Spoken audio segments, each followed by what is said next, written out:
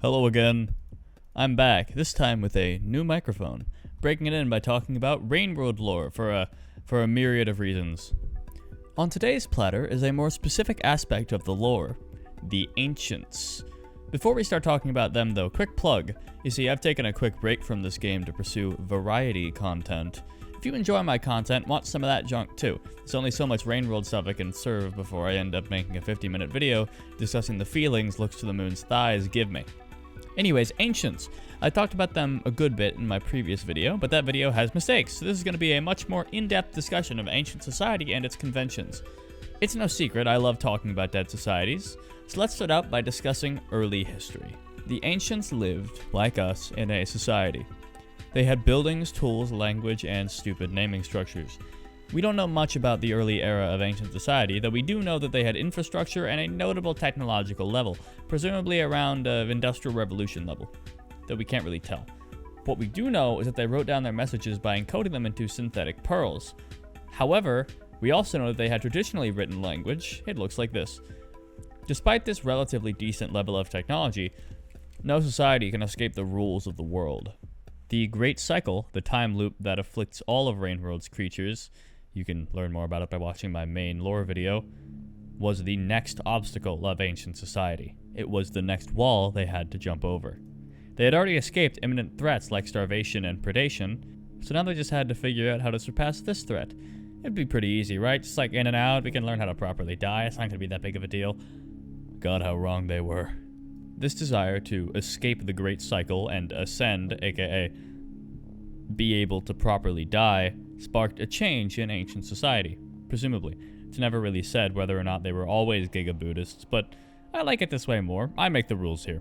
One way or another, we'd know a lot more about what the ancients were like during this period of time. They had access to all sorts of technology, but many of them chose to follow the path of monkhood, rejecting materialism in favor of spiritualism out of desperation to escape the endless cycles.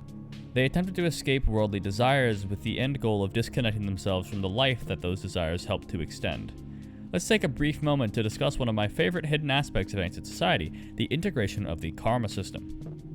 So you know what karma is, right? Your score, essentially. Your successful cycle streak, broken by dying. The good boy points needed to open the funny doors. Turns out it has lore.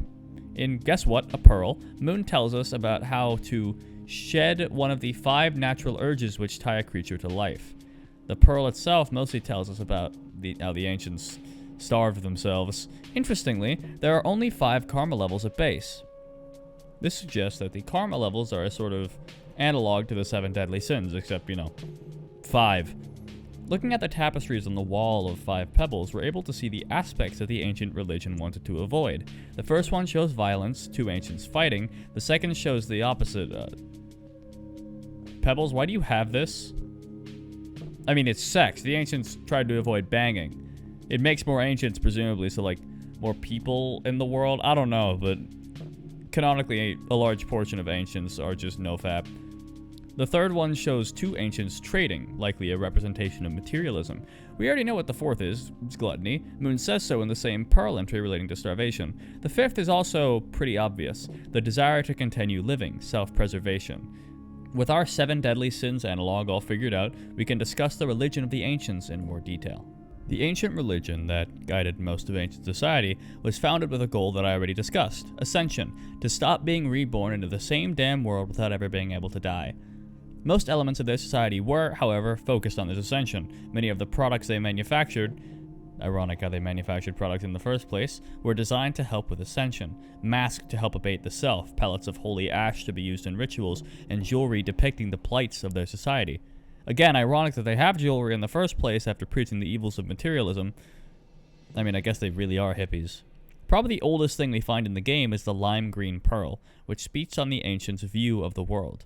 I'll just read out the important parts because I think it speaks for itself. Prepare for immense pretentiousness. It's an old text. The verses are familiar to me, but I don't remember by whom they were written. The language is very old and intricate. The first verse starts by drawing a comparison between the world and a tangled rug. It says that the world is an unfortunate mess, like a knot. The nature of its existence is the fact that the parts are locking each other, not able to spring free. Then, as it goes on, the world becomes a furry animal hide. I suppose because now us living beings are like insects crawling in the fur. And then it's a fishing net, because the more we struggle and squirm, the more entangled we become. It says that only the limp body of the jellyfish cannot be captured in the net, so we should try to be like the jellyfish, because the jellyfish doesn't try. This pearl shows us the nature of ancient society and ancient philosophy pretty well, almost better than I have in the last couple minutes. Funny how that happens.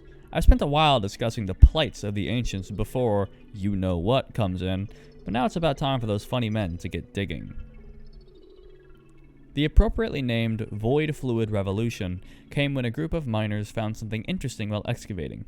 Known as void fluid, it was a compound capable of corroding pretty much anything, especially organic matter. However, whatever it eroded was completely erased from existence. Void fluid enabled ascension. The religion of starvation and ancient rituals were almost instantly dropped in favor of literally just taking a bath in the stuff. But nobody wants to get melted in some dusty old cave system, so they built a temple around it, so people could get melted amongst all that religious paraphernalia that they loved. Of course, the ancients are some form of analogy to humankind, so they gotta be lazy. Not many ancients were willing to go that far to die. It's like a really far walk. So they made little devices known as void drills to harvest the stuff and ship it right to their homes. They had to filter all that other shit out of it first. Void fluid became a sort of miracle product used for ascension, yes, but also used as a source of power. Moon doesn't really explain how they did this, though, something with vacuums. The power source allowed the ancients that weren't really all too thrilled about ascending to take a huge leap forwards in technology. The technology of this new era was so insanely powerful that they were able to build fully sentient AI, as well as manipulate genetics to such an extent that they nearly wiped out all life on the planet that weren't purposed organisms. That is to say, creatures molded by the ancients in order to serve some purpose. Be that purpose as mundane as providing light, or as complex as moving thoughts about inside the gargantuan minds of the previously mentioned fully sentient AI. Purposed organisms could come in many shapes and sizes. The best analog I can think of would be the subjects in All Tomorrows. Read All Tomorrows, by the way. Some were made for spectacle, others were made for industry, having their digestive tracts modified to produce compounds for construction. This level of genetic manipulation means that it is highly likely that the ancients could have had catgirls. This tidbit of information supports my theory that Nekopara and Rainworld share a universe. But that's just a theory. Again! Ancient society was full of these really weird technological wonders, all enabled somehow by the capabilities of void fluid vacuum power. Ah yes, the next step to developing sentient AI, really strong acid. The new revolution led the ancients to expand so rapidly that they were able to fully colonize their planet, presumably. They changed the landscape irreversibly by building structures for all different sorts of reasons. However, people still wanted to escape the cycles, and many more did. Of course, as we know, technological advancements brings capitalism. And, as it turns out, the giga-capitalists also wanted to die. An unfortunately unrealistic lore detail. They chose to take a dip in the forever hot tub and melted. Unfortunately, they didn't leave eternally. They got stuck. I guess they just weren't jellyfish enough. I was corrected last time about this. There weren't only 6 of them. Presumably there were a lot more. I'm talking about the Echoes, giant eldritch abominations with really good dialogue that I will blatantly steal for D&D. These space squids basically gastered themselves and are now split between ascending and existing. Presumably, this hurts, but they're gonna have to cry about it because they're thoroughly stuck there. Of course, seeing this downright eldritch sight made the other ancients question whether or not the void fluid was safe, and there was also an apparent spike in one particular type of cat name. Similar to the fallout of McDonald's revealing their cooking practices, people began to return to religion as an answer. The old Buddhist practices came back in full, and it was theorized that in order to ascend properly, one would have to abandon all materialism. Except this time it worked, instead of just being a way to excuse eating dirt. The monks that practiced this also took a dip, but I believe that it didn't really work either, and some of them still got turned into echoes. So they looked for completely different methods of ascension. Thus, the ancients decided that figuring this out wouldn't be their problem, and decided to make a giant calculator to do it for them. Thus, the Iterators were made. Giant hulking superstructures made of both mechanical and biological structures. Ha! Take that, me from the past. Nothing in this game is fully mechanical. See, look, I'm insulting myself from the past to make it seem like I notice you correcting me. Do you feel interacted with yet? Have you pressed the like button yet? So they made Iterators. And then they made some more Iterators. And then they made some more Iterators. And then the apocalyptic rain started happening. But it's fine. The Iterators had like a really big flat top on them, and we got a bunch of ancient cities from all the people jumping into acid. So we'll just like move up there. Societal decline. I barely know her. Haha, man, where'd all my neighbors go? After shoving their dilemma onto robots, the ancients eventually just got so tired of living and waiting for the problem to be solved by someone else that they just fucking gave up and took a really long bath anyway. Thus, all the ancients vanished, and thus we don't have to keep talking about the lore. The purposed organisms the ancients made all evolved into the animals that now live in the destroyed wreckage of their buildings, and we'll never get to see that giant city in the background. Please, video culture and mod dev, let me visit the ancient equivalent of Costco. Anyway, that's the lore done, the story of the ancients. Now on to a really easy question. What did the ancients look like?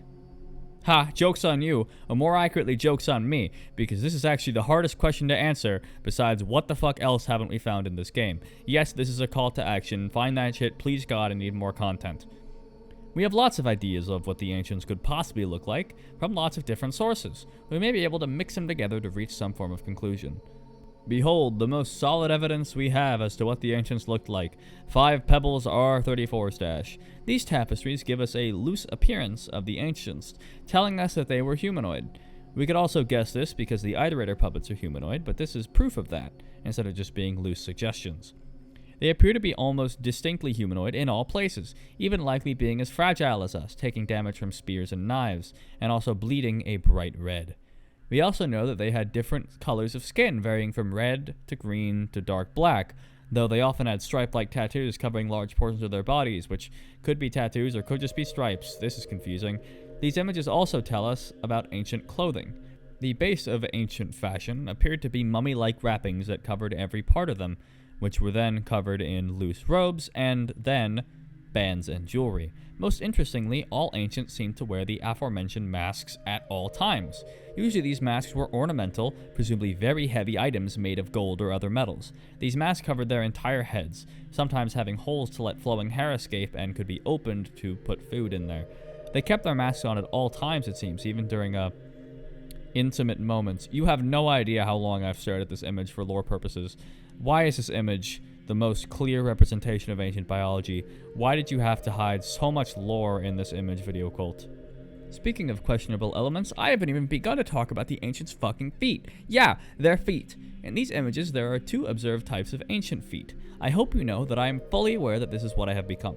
The 2 types of feet appear to be clawed bird-like feet and human-shaped feet, the latter always being covered in some sick kicks.